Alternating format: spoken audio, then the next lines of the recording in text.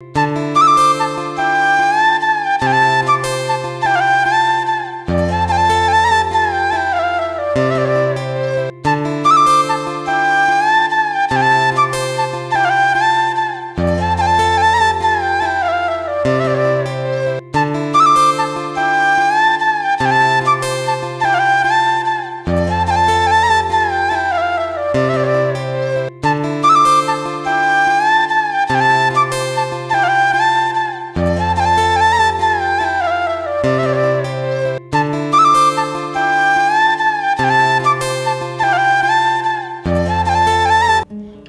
Everyone, আসসালামু আলাইকুম।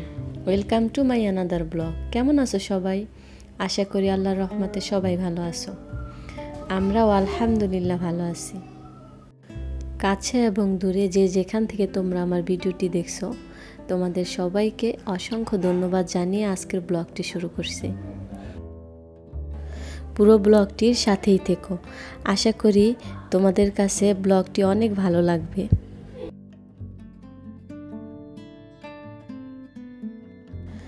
আজকের ব্লগটি রমজানকে ঘিরেই তৈরি করেছি। রমজানের সময় যে ইফতারগুলো আমরা খাই সেগুলোই আমি ফ্রোজেন করার চেষ্টা করছি।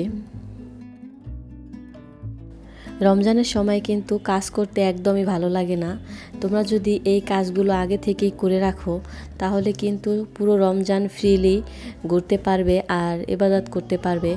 মাহে রমজান যেহেতু ইবাদতের মাস, তো ইবাদতে সময় দিলেই সবচেয়ে বেশি ভালো হয়। অনেক সময় দেখা যায় আমরা সাংসারিক কাজ করতে করতে কিন্তু এক্সট্রা যে ইবাদত করা প্রয়োজন হয় সেগুলো করতেই পারি না এই কাজের প্যারায়। তাই এই কাজগুলো যদি সবাই আগে থেকে করে রাখো তাহলে কিন্তু একদমই কাজের প্যারা থাকবে না। তবে যেদিন কিন্তু কাজগুলো করা হয় ওই দিন কিন্তু খুবই কষ্ট হয়। আমি যে সারাদিন কাজগুলো করছি আমার কিন্তু অনেক বেশি কষ্ট হয়েছে। তবে একটা দিন একটু কষ্ট করে রাখলে দেখা যায় এক মাসের জন্য একবারে ফ্রি থাকা যায়, প্যারামুক্ত থাকা যায়। আমাদের পটেটো কিন্তু ভাজা পোড়ার জন্য অনেক বেশি উপকারী। যে কোনো ভাজা পোড়ায় কিন্তু পটেটো অনেক বেশি দরকার হয়। পটেটো দিয়ে প্রথমে কিন্তু আমি 2টা আইটেম তৈরি করে নেব। আটাটা কিন্তু প্রথমে গুলিয়ে ডো তৈরি করে রেখে দিয়েছিলাম কিছুক্ষণ রেস্টের জন্য। আটাটা কিছুক্ষণ রেস্টে থাকলে অনেক সফট হয়ে যায়। দেন কিন্তু আমি পটেটোটা রেডি করে নিছি। আমি এখানে 2টা আইটেম ফার্স্ট তৈরি করব, potato roll and potato samosa. বলা যায় এটা কিন্তু পটেটোর আইটেমের মধ্যে ভাইরাল একটা আইটেম। এটা কিন্তু অনেক বেশি ভাইরাল হয়েছে।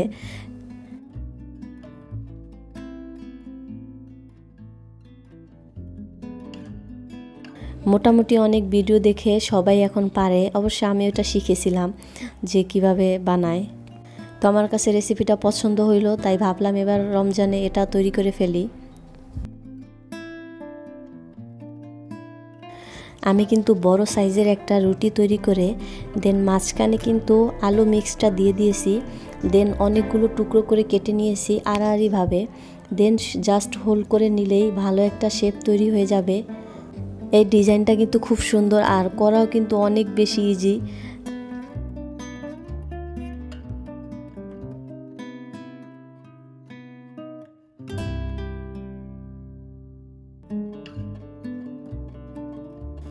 বানানো শেষ করে আমি 2 ঘন্টার জন্য ফ্রিজে রেখে দেব, তাহলে বক্সে ফ্রোজেন করতে একটু ভালো হবে। সাথে সাথে যদি বক্সে রাখতে যাই তাহলে বের করার সময় দেখা যায় একটার সাথে একটা লেগে যেতে পারে। তাই কিছুক্ষণ ফ্রিজে রেখে দেন একটু হালকা শক্ত করে দেন বক্সে ফ্রোজেন করলে বেস্ট হবে। দেন পটেটোর আরেকটা আইটেম তৈরি করার জন্য কিন্তু আমি রুটিটা বেলে নিচ্ছি। সেমভাবে কিন্তু একটা বিগ সাইজের রুটি বেলে নেব, কিন্তু এই আইটেমটা আরেকটু অন্য ডিজাইন হবে। এই একই সেমভাবে কিন্তু হবে, কিন্তু ডিজাইনটা একটু অন্য হবে। এটা হোল্ড করে নেব আস্তে আস্তে হালকা হাতে, দেন হোল্ড করে নিতে হবে।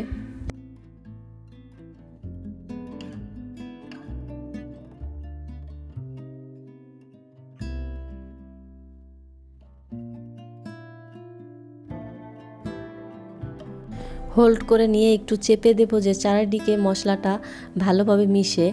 দেন আমি এটা কাটার জন্য একটা সুতা ব্যবহার করব। আমি আগে এটা যখন কাটতাম ছুরি ব্যবহার করতাম, বাট একটা আপুর কাছে শিখলাম যে সুতা ব্যবহার করলে শেপটা ভালো আসে।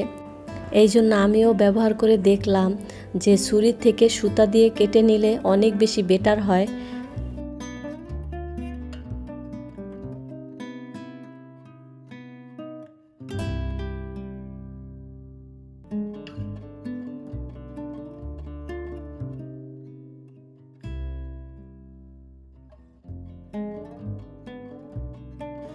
পটেটো রোলগুলো সুন্দরভাবে কেটে নিয়ে দেন ফ্রোজেন করার জন্য রেখে দেব।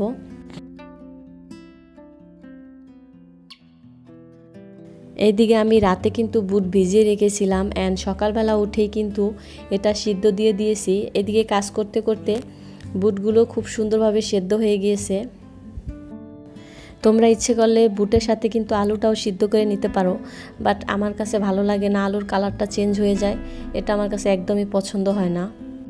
আর বুট যদি শুধু সিদ্ধ করা হয় তাহলে ইচ্ছে করলে আলু ছাড়াও খাওয়া যাবে, আর ইচ্ছে হলে আলু দিয়েও খাওয়া যাবে।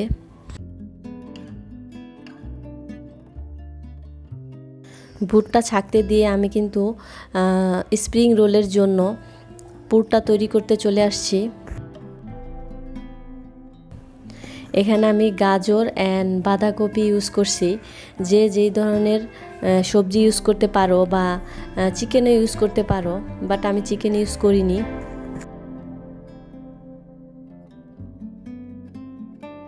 রোলের পুরটা মূলত যে যার পছন্দ অনুযায়ী ব্যবহার করতে পারো, কোনো সমস্যা নেই। সবজিগুলো সুন্দরভাবে একটু ভেজে নিয়ে দেন একটু লবণ, দেন গরম মশলা, chaat masala, soya sauce, tomato sauce সব কিছু দিয়ে মিক্স করে নেব।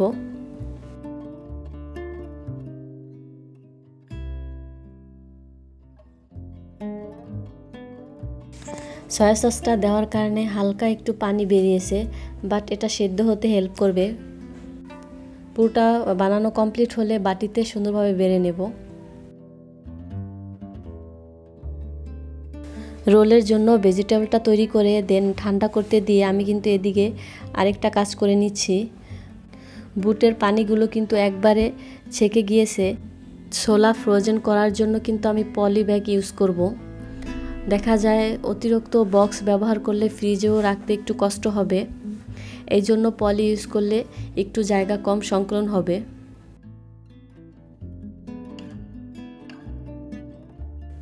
রমজান মাসে কিন্তু পেঁয়াজু না হলে একদমই চলে না। গরম গরম পেঁয়াজু কিন্তু অনেক বেশি ভালো লাগে। তো আমি এখানে পেঁয়াজুর জন্য 2 ধরনের ডাল নিয়েছি।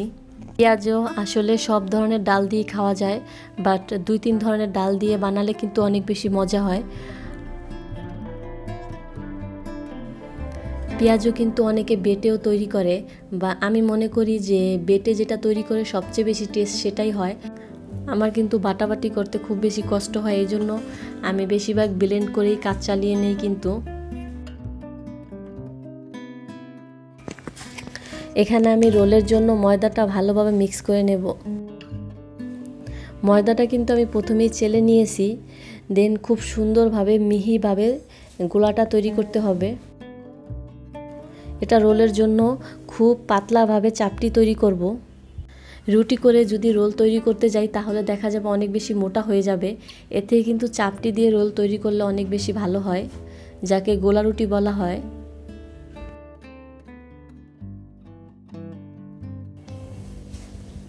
রোল তৈরি করার জন্য একটা বাটিতে অল্প একটু ময়দা নিয়ে দেন একটা গোলা তৈরি করে নেব। এটা একটু আঠালোভাবে তৈরি করতে হবে। রোল যখন তৈরি করব তখন চারপাশে দিলে রোলটা খুব সুন্দরভাবে বসে যাবে।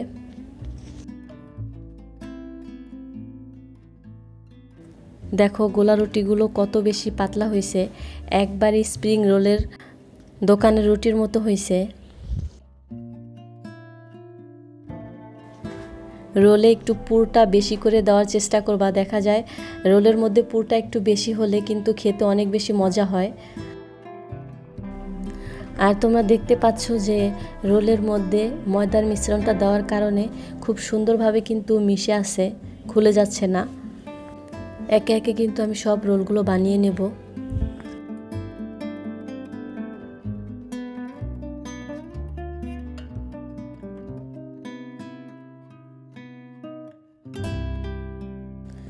রোল বানিয়ে কিন্তু আলাদা করে ফ্রোজেন করার দরকার হবে না, সরাসরি বক্সে ভরে রেখে দিতে পারবো।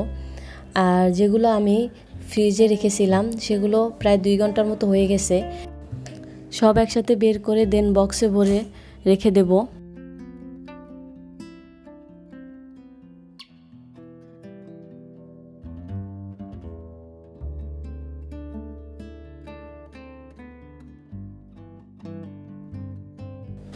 এগুলো গুছিয়ে রেখে দিয়ে দেন আমি কিন্তু চিকেন কাটলেট বানাতে চলে যাব।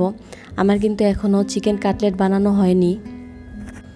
চিকেন কাটলেটের জন্য কিন্তু আমি খুব ছোট ছোট টুকরো করে কিছু চিকেন নিয়ে নিছি। এখন ব্লেন্ডারে জারে করে ব্লেন্ড করে নেব।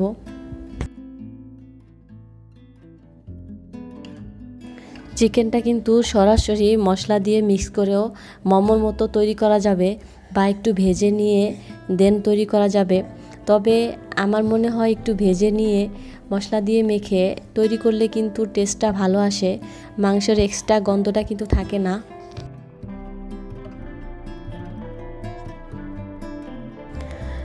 আমি কিন্তু বেশি পরিমাণে ভাজাভাজি করিনি, খুব অল্প পরিমাণে কিন্তু একটু কষিয়ে নিয়েছিলাম। দেখা যায় বেশি সময় ধরে ভাজাভাজি করলে কিন্তু চিকেনটা অনেক বেশি হার্ড হয়ে যাবে, তখন কিন্তু কাটলেট বানানোর সময় অনেক বেশি প্রবলেম হতে পারে।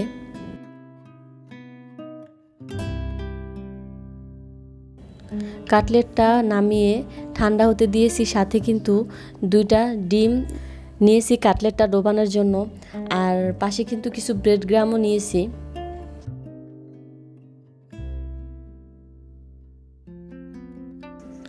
এখন চিকেনটা ভালোভাবে আগে মিক্স করে নিতে হবে। চিকেনের সাথে কিন্তু একটু আলু মিক্স না করলে চিকেনটা আঠালো হবে না আর কাটলেট তৈরি করা যাবে না, ভেঙে যেতে পারে। তাই কিছুটা আলু মিক্স করে নেব। দেন চাট মশলা, ধনেপাতা সব একসাথে মিক্স করে নেব। সাথে একটু টমেটো সসও দিয়ে দিছি।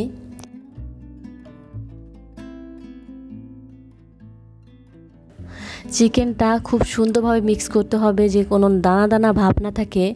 যত বেশি সুন্দরভাবে মিক্স হবে তত বেশি কিন্তু মজা হবে। আর এখানে কিন্তু আমি ঝালটা একটু কম ব্যবহার করছি, যেহেতু বাচ্চারাও খাবে, তাই কিন্তু অতিরিক্ত মরিচ ব্যবহার করিনি।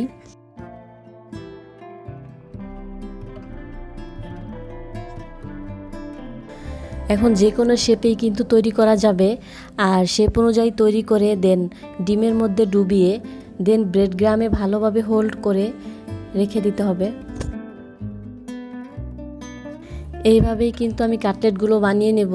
কাটলেট বিভিন্ন শেপেই বানানো যায়, বাট আমার কাছে এই শেপটাই কিন্তু ভালো লাগে, তাই আমি এই শেপটাই বানিয়ে নেব।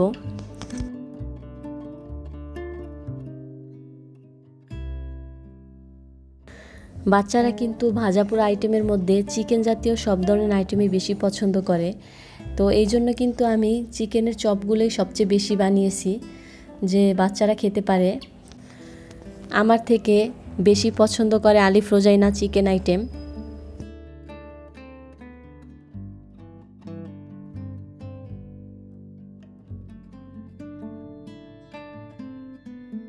আর যে কোনো খাবারই বলো, একা একা খেতে কিন্তু একদমই ভালো লাগে না। বাচ্চারা আছে বলেই কিন্তু এত কিছু চেষ্টা করা। এই জন্যে কিন্তু আমি সব কয়টা আইটেমেই ঝাল অনেক বেশি কম দিয়েছি। তবে ভাজা পোড়ার মধ্যে কিন্তু ঝাল না দিলেই নয়, এই জন্য সামথিং দিয়েছি।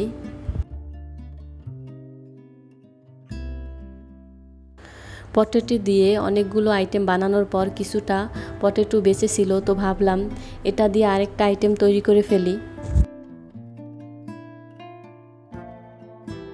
পটেটো শেপটা একটু ভিন্ন করে সেমভাবে ডিমের মধ্যে ডুবিয়ে দেন ব্রেড গ্রামে হোল্ড করে রেখে দিয়েছি।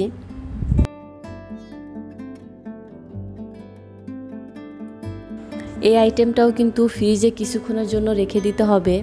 হালকা একটু হার্ড হলে দেন বক্সে ভরে রাখতে হবে, নয়তো নষ্ট হয়ে যেতে পারে। এই আইটেমগুলো বানিয়ে রাখলে জাস্ট ফ্রিজ থেকে বের করে তেলের মধ্যে ভেজে নিলে হবে, খুব সুন্দরভাবে একবারে পারফেক্টভাবে ভাজা হয়ে যাবে।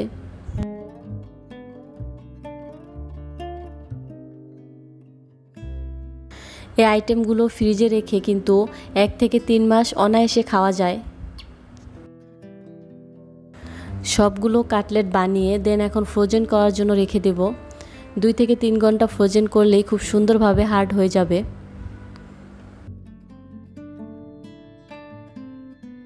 দেখো একটা দিন একটু কষ্ট করলাম, সারা মাসের জন্য কিন্তু আমার ইফতার প্রায় তৈরি হয়ে গেল। এখন কিন্তু রমজান মাসে ইফতার নিয়ে একটুও টেনশন করতে হবে না, আর কোনো মেহমান আসলেও কিন্তু কোনো টেনশন নেই। ফ্রিজ থেকে বের করে সোজা ভেজে দিলেই হয়ে যাবে। মজাদার ইফতার তৈরি। কাটলেটগুলো আমি 2 ঘন্টা পর বের করে আবার সেমভাবে বক্সে সুন্দরভাবে রেখে দেব। এখনও কিন্তু আমি রমজান মাসের জন্য মাছ মাংসের বাজার করিনি, বাট তাও আমার ফ্রিজ প্রায় ভর্তি হয়ে গেছে। শীতের সবজি ফ্রোজেন করেছি, ইফতার ফ্রোজেন করেছি, তো কিছু মাছ মাংস আছে ফ্রিজে। সব কিছু মিলিয়ে কিন্তু ফ্রিজ প্রায় ভর্তি। তবে ব্যাপার না, একটু গুছিয়ে রাখলে আরও বেশি জায়গা হয়ে যাবে। যাই হোক, ভিডিওটা কেমন লাগলো জানিও। আজকের ব্লগটি এই পর্যন্তই, দেখা হবে পরবর্তী কোনো ব্লগে। আল্লাহ হাফেজ।